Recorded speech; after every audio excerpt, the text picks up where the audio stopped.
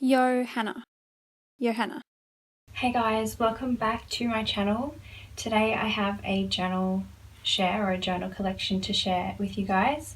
I finally have a little set of journals to put up for sale. So these journals are going to go up for sale on my website instead of my Etsy shop. So at this time that I'm filming, I don't actually know exactly the date or the time that they're going to go up. So I'll put all of that information down in the description box in case you want to catch it.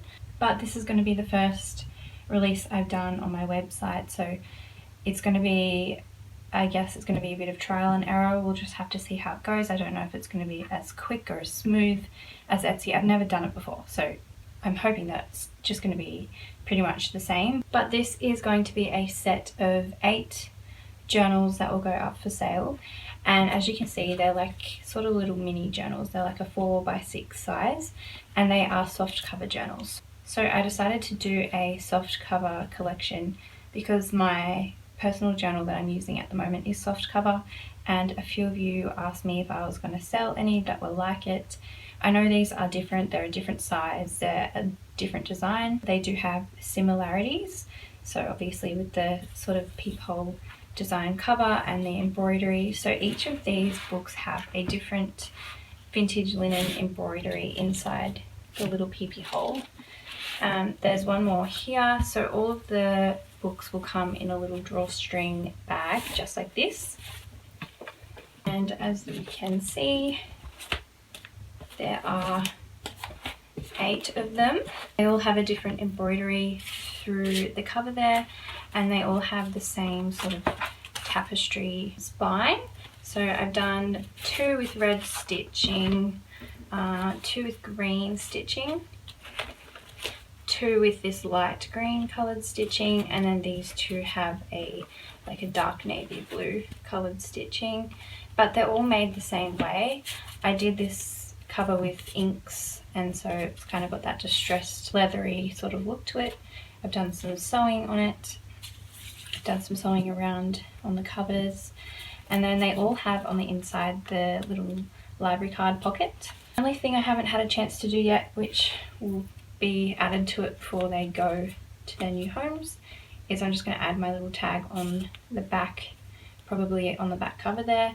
So that's the only thing I haven't really had a chance to do. My daughter just went to sleep, so I figured I better film this video right now, otherwise I'm not going to have an opportunity to do it for at least another couple of days, and this has been so delayed to finally get a collection up, so I just want to get this done as soon as I possibly can. So all of the insides of the journals, they do vary a little bit, but they're all pretty much the same. Like they have the same sorts of papers and the same types of ephemera and the same staining and stuff like that. So I'm not going to go into too much depth, but you can see that I've sewn pockets. They all have these little tabs. The tabs are made out of vintage wallpaper, but I didn't want them to hang out of the book too much. I didn't want them to sort of take away from the simplicity of the covers, so I've really tucked the tabs on nice and snug over the pages.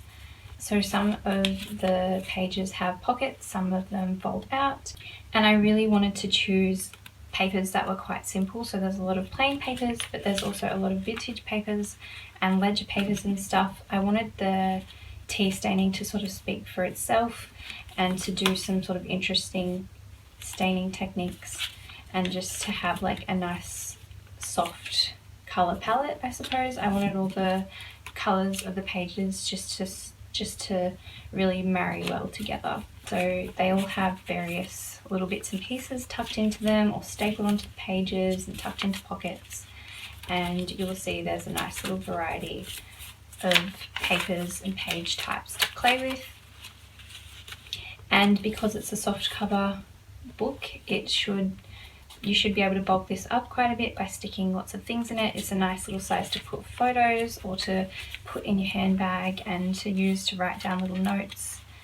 And yeah, I really like how they turned out. I'm not gonna, as I said, I'm not gonna flick through every page in every book because they are quite similar to one another, but yeah, I guess there'll be a little bit of a surprise if you get one. You can flick through all the pages yourself and discover all the different sorts of pages.